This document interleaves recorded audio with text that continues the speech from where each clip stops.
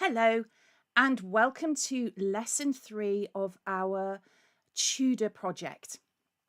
Today's lesson is going to be all about madrigals and songs. And just before we start, I'm just going to remind everybody that we have got a website, theatreofmusic.com. And if you visit the website, there is a page that says live lessons and resources.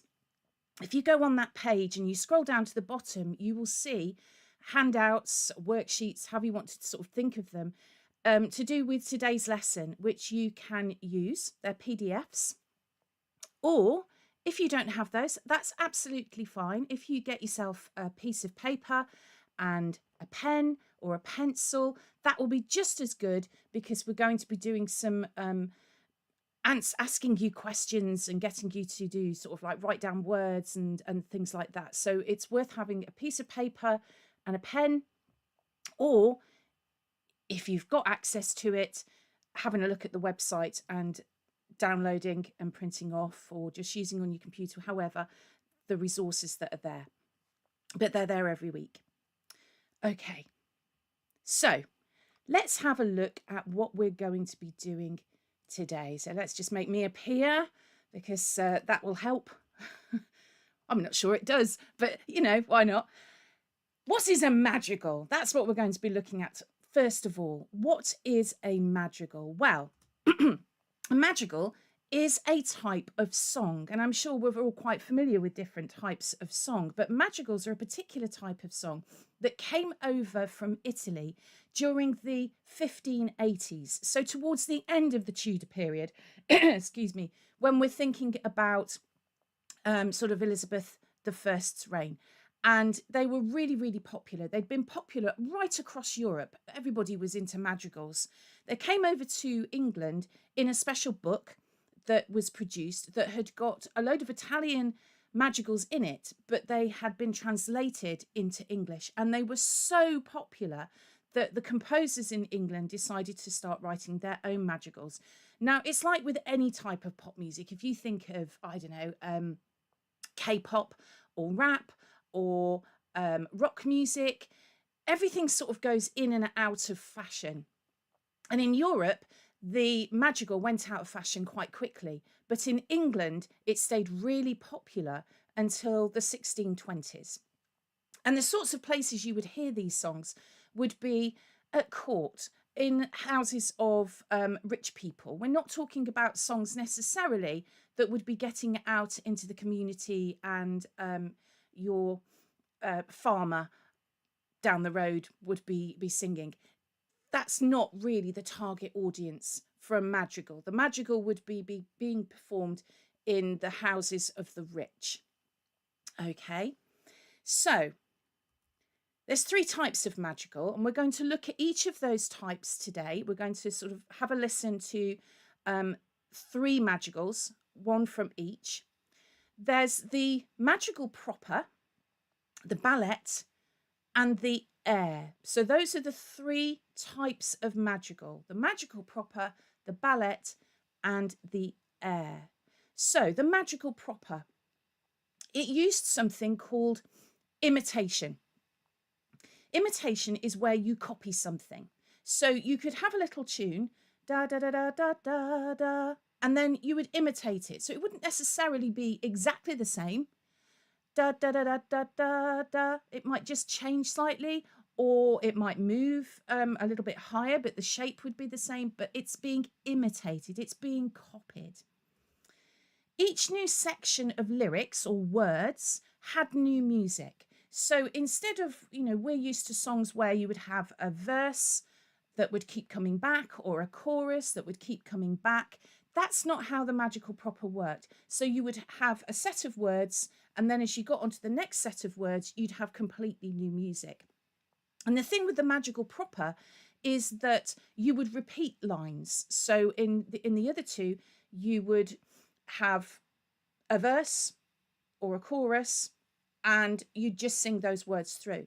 But in the madrigal proper, it's very similar to the church music that was being written, in that you might have a line of text that might be, I don't know, it's a beautiful day, And you would then repeat, it's a beautiful day, it's a beautiful day, it's a beautiful day, it's a beautiful day, but you would sing it to different notes as you go through.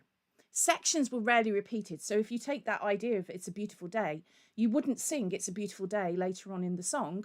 You would be singing, I don't know, there's not a cloud in the sky.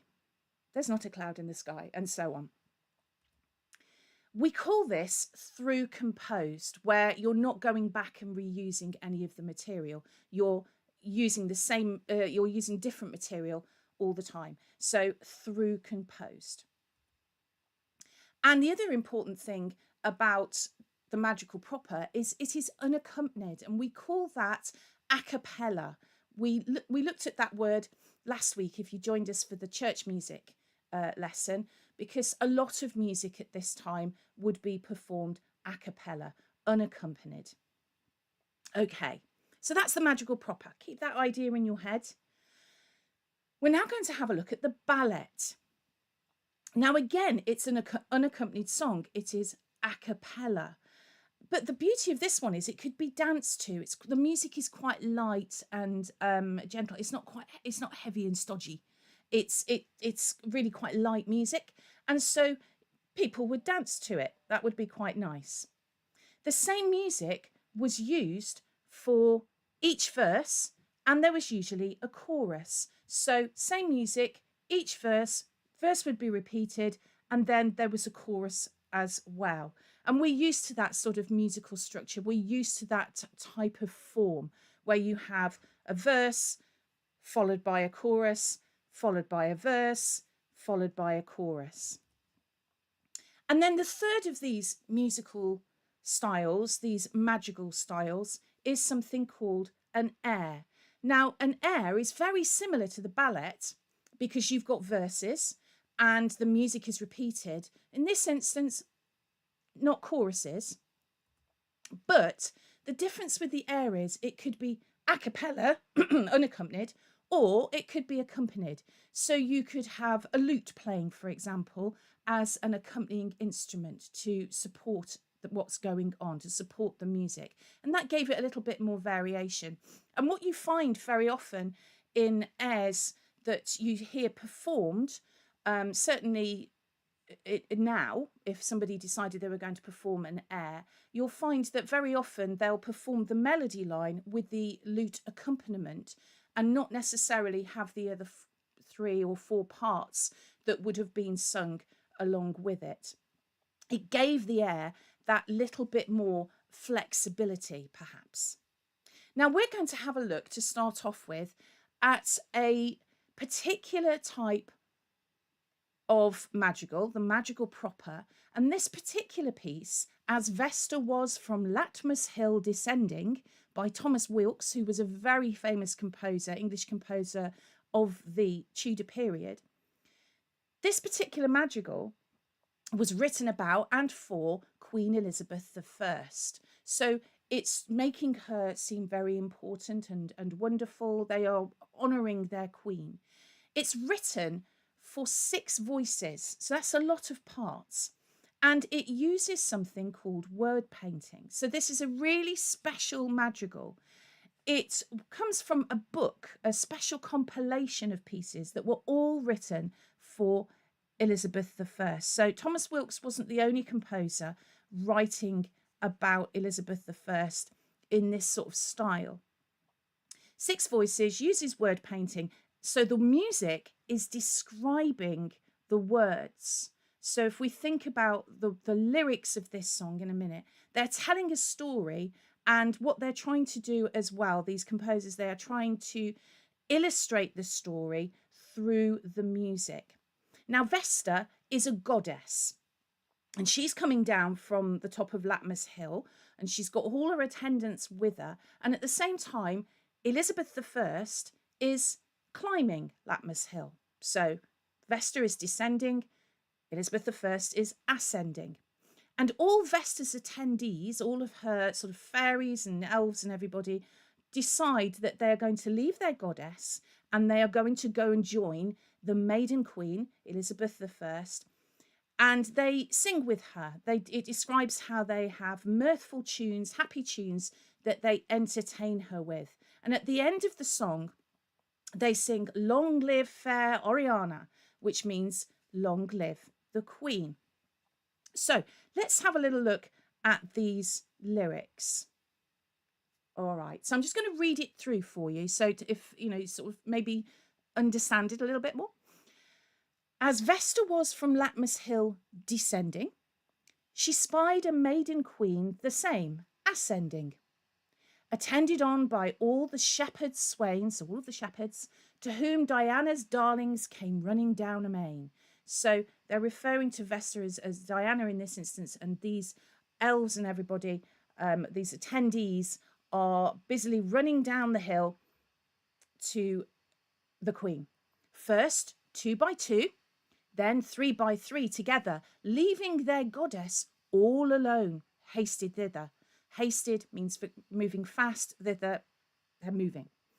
And mingling with the shepherds of her train, so mixing with the shepherds that are part of her entourage, with mirthful tunes, happy tunes, her presence entertain. Then sang the shepherds and nymphs of Diana, "Long live fair Oriana." So the piece lasts, I mean, it doesn't look as if it would last it, but the piece actually lasts for about 3 minutes. And I'm not going to play you a full 3 minutes worth, but I am going to play you part of this piece of music. Probably about 2 minutes worth, something like that. The thing is, and I'm sure you're already aware of this because we've sort of, if you've watched any of the theatre of music lessons before, you know that because of copyright law, we're not allowed to play other people's versions of these pieces of music. So I create the pieces of music for you for each of these lessons. Now you can imagine trying to learn 6 parts and sing 3 minutes worth of music. It might sound easy, but it absolutely is not. So the piece isn't sung. I'm going to play you an instrumental version of it rather than a sung version because of the copyright. But what I want you to do while you're having a little listen to this is think about which words in this song they could use word painting for. They could illustrate in the music what is happening. So I'm going to give you the first one. So as Vesta was from Latmus Hill descending, they could make the music go down. Okay. Which other words would be good ones to illustrate through music? Have a think about that. So have a read through the poem. If you're using the printout, underline the words you think that are using word painting, or you can write them down on a piece of paper. Whichever option you've got, that's absolutely fine. Okay, that's absolutely fine. So I'm going to move out of the way so that I'm no longer a distraction, and I'm going to play you the beginning of this piece of music while you have a look at those words and see which ones you think use word painting.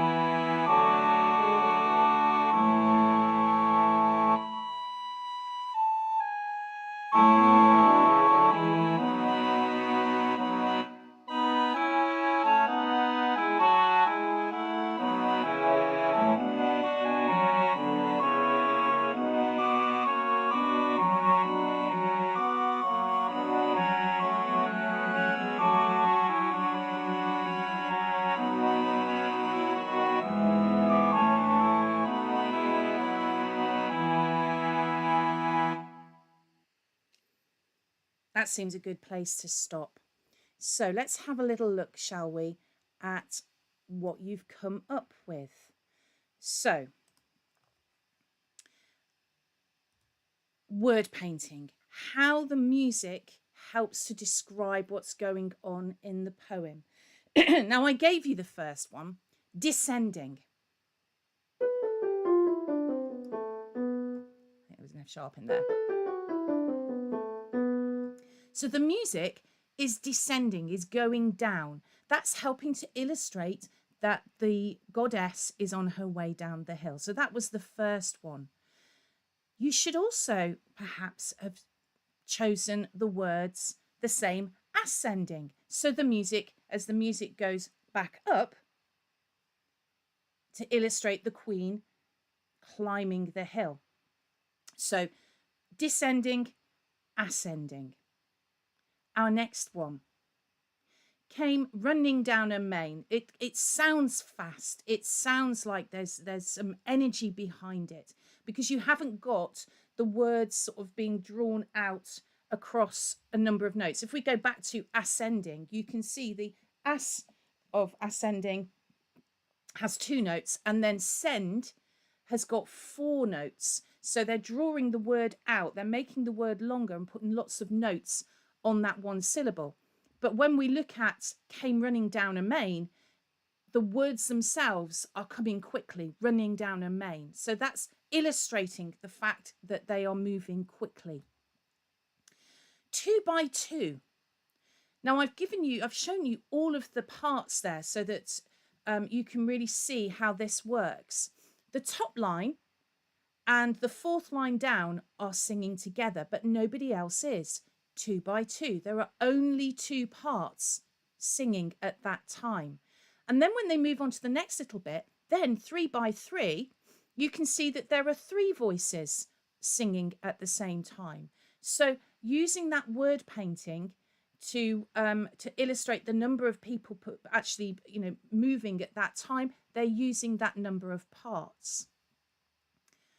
And then the poor goddess is left all alone. So there is only one part being sung at that point to illustrate the fact that she is by herself.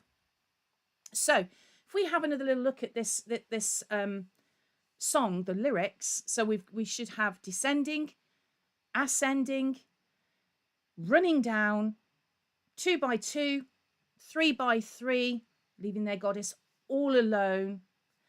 And you could the hasted thither, hasted would have sort of been illustrated as well, the movement there. Mingling with the shepherds of her train, mirthful tunes. So that would have been very happy, joyful. And then the Long Live Fair Oriana at the end, which we didn't get to listen to. But if you listen, I would really encourage you to have a listen to the song being sung. Long Live Fair Oriana, they just keep repeating that at the end to emphasize the fact that they want their queen to live a very long and happy life. Okay, so there's quite a lot going on in what is essentially, not very many lines of words, but there's 3 minutes worth of music created from just that one set of words. And that's quite a lot of music because there is so much of it, the words, lines, sections that are repeated. Okay. So let's move on. Let's have a think about another type of madrigal. Let's see what we've got. So, what type of madrigal is this? Let's just have a little look at it. See what clues there are to help us. Have a think. What do you think it is? Do you think it's a madrigal proper? Do you think it's a ballet? Or do you think it's an air?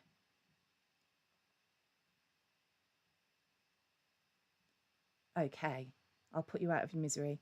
It is an air. My Thoughts Are Winged with Hope by a composer called John Dowland. Now, this song is accompanied by a lute because airs could be accompanied as well as unaccompanied. And we can see that it's got this weird sort of symbols and things underneath the melody line where you've got the words written underneath. And that's what we call lute tablature or tab. And we've talked about this before previously in previous lessons, the fact that the lute would be written down for using a version of tab. And guitarists today still use tablature, but in guitar tab, it tends to be numbers. In lute tablature, all the way back then, they would use letters or they could use numbers. And in this instance, you've got sort of a combination of the two for John Dowland's piece, which I think is incredibly complicated to follow. But obviously they were used to it. They practiced it, so they knew what they were doing. So the song is accompanied by a lute, but we also said that an air would often have 4 parts. And at the moment, we've got one melody line and a lute, and that's not necessarily how it would have been performed back then. So what we've actually got, and so that you can see this, I will move out of the way. You've got a piece of music that is taking up quite a huge bit of paper. Now, this is a 4-part song. Airs were very special because they're written down in a very special way. Now, have a little look at that and see what you notice about how it's written down. How do you think this has been written down that's different to what we've come across before? So in the past, when we've been looking at Tudor music, we've had a part written all on its own, and then another part written underneath all on its own, and then another part on a different page written all on its own, and another part written all on its own. So you would have the 4 parts written down. Now, we have got 4 parts written down, but what's special about it? The music's actually written down so that it can be performed around a table and people can share one copy. So because printed music was in very short supply and writing things out by hand took a very long time, when they were sort of writing down airs, and this is specific to airs, what they would do is they would write it down so that you could literally sit round the table. So you can see that the bass part is sort of normal, as in you're not reading it upside down. Then you've got another part where it's sideways on, so you'd be sitting at the side of the table, and then you've got another part that at the very top that looks like it's upside down, because that's for the person who would be sitting opposite you, so that you could literally sit round the table and perform it together, which is such a lovely idea. I think that's such a clever and really lovely idea. Now we're going to have a little listen to this. This version, you've got the words being sung on this, but it's for the voice and the lute, and then the other 3 parts, I admit I haven't sung them in. The other 3 parts are being played by musical instruments. So the parts that are all different ways up, they're being played by the musical instruments, and the main melody part with the lute is being sung. So have a listen to it and make a decision about how easy you think it is to follow. And while you're following it, you might spot some X's next to notes. Have a think about what you think they might mean. My thoughts are winged with hopes, my hopes with love. Mount love unto the moon in clearest night, and say as she doth in the heavens move, in earth so wanes and waxeth my delight, and whisper this but softly in her ears. Hope oft doth hang her head, and true as shed tears.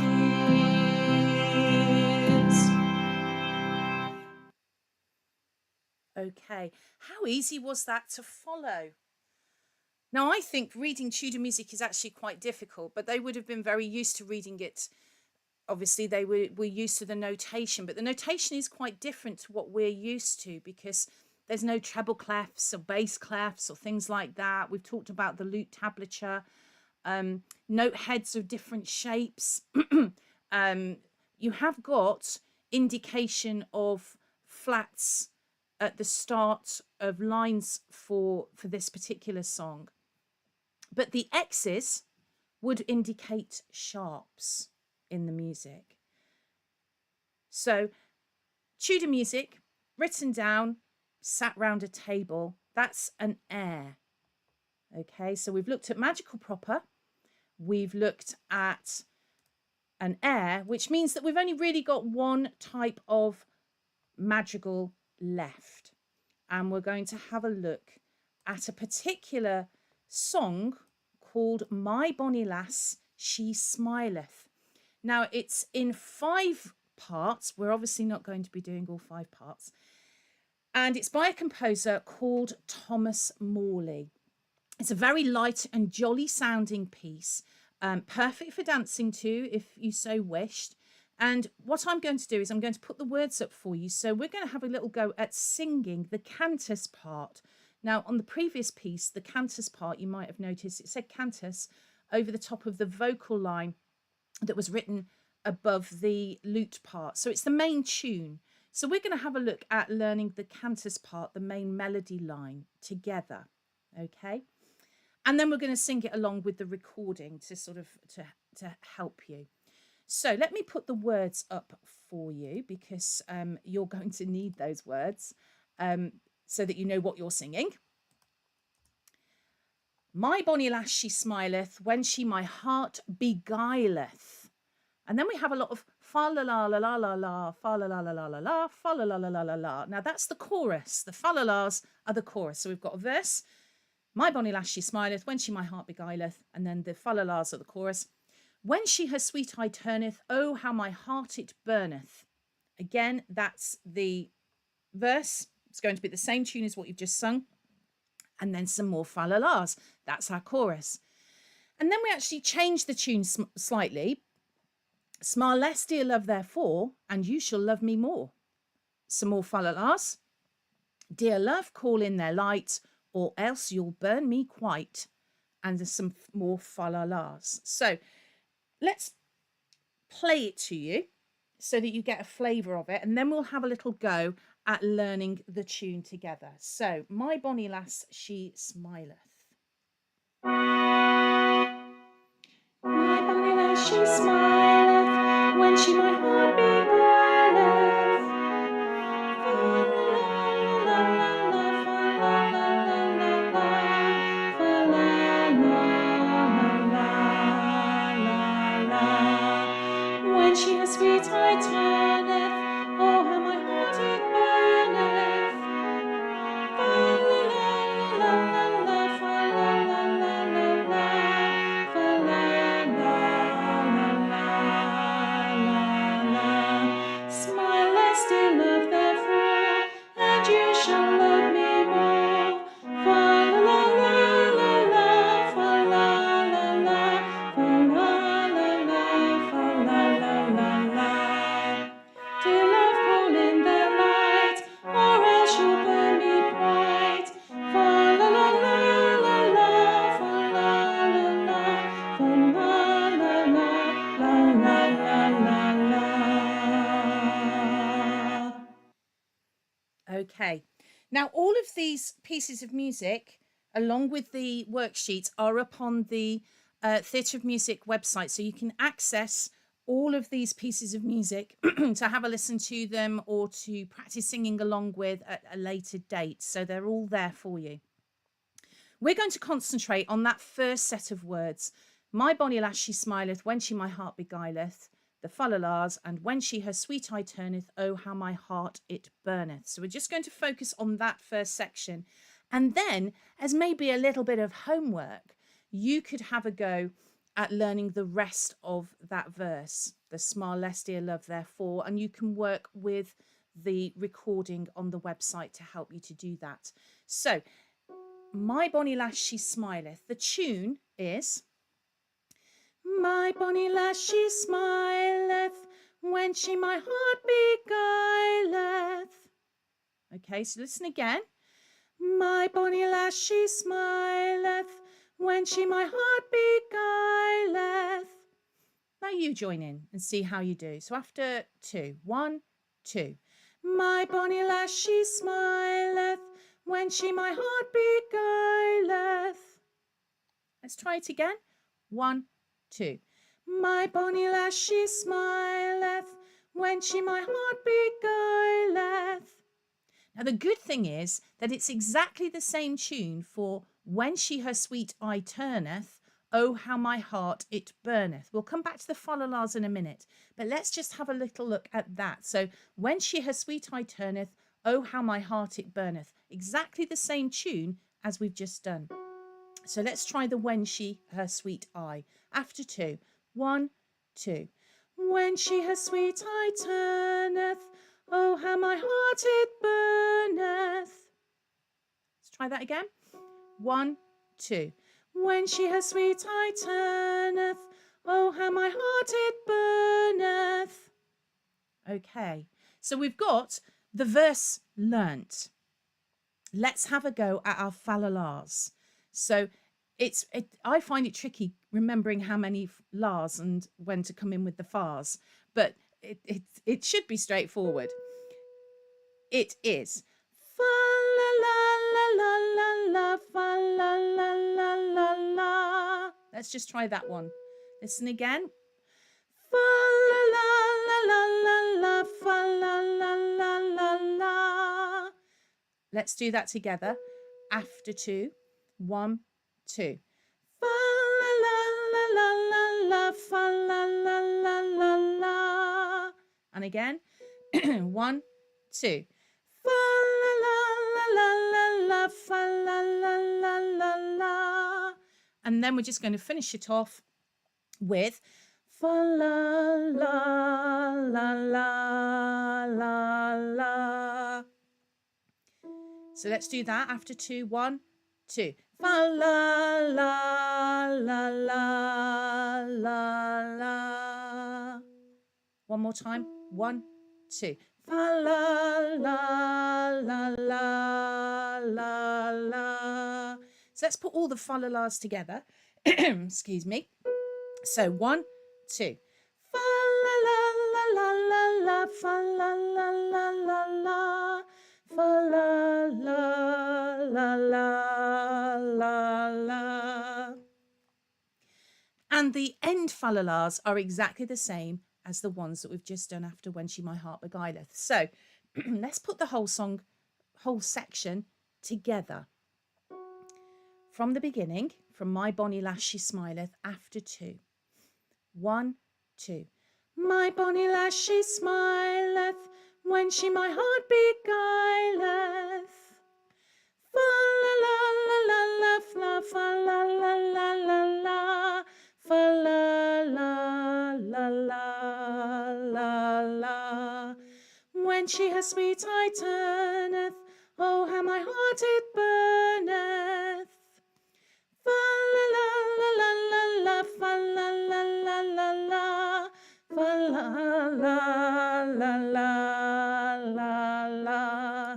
I'm a bit croaky today, so my voice isn't really holding out as much as I'd like. But we're going to try it through one more time, and then we're going to try it with the recording and see how you do. Ready? 1, 2. My bonny lass she smileth when she my heart beguileth.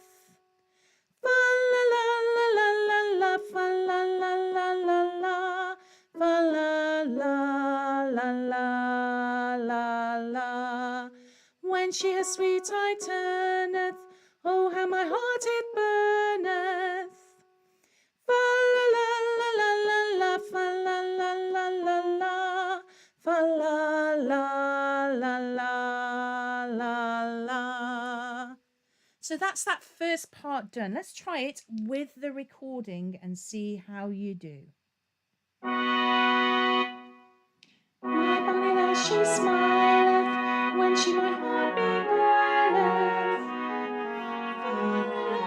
Fa la la la la fa la la la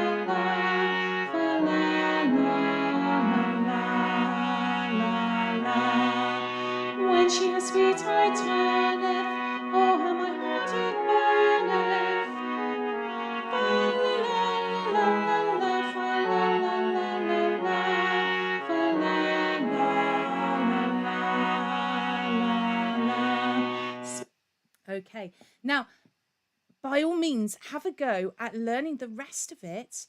And if you do it and you learn the rest of it, there is nothing stopping you from recording your voice and you singing it, so that you could post a recording of it on the Facebook page, so that we can hear you singing it along with it, or something like that.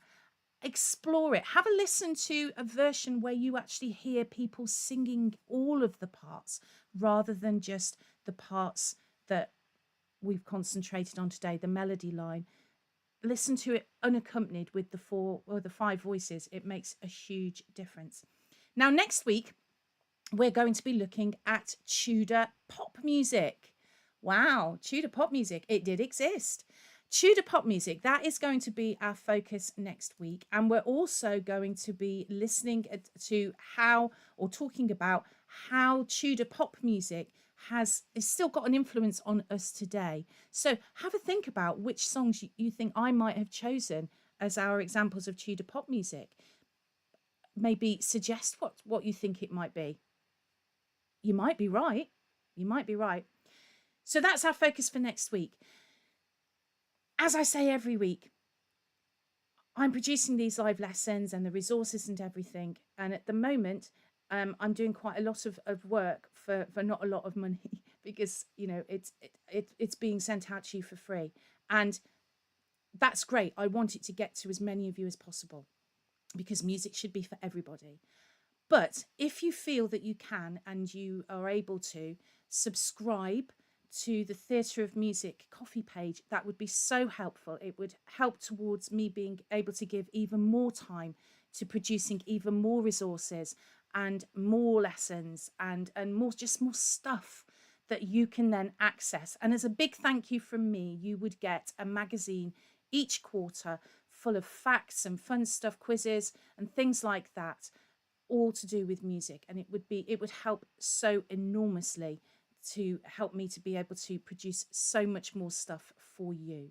So if you feel you're able to, please do take a little trip over to the coffee website, Theatre of Music tiers, and for £5 a month, you'll be helping me to produce even more stuff for you. That's the end of today's lesson, and I look forward to seeing you next week for Tudor pop music.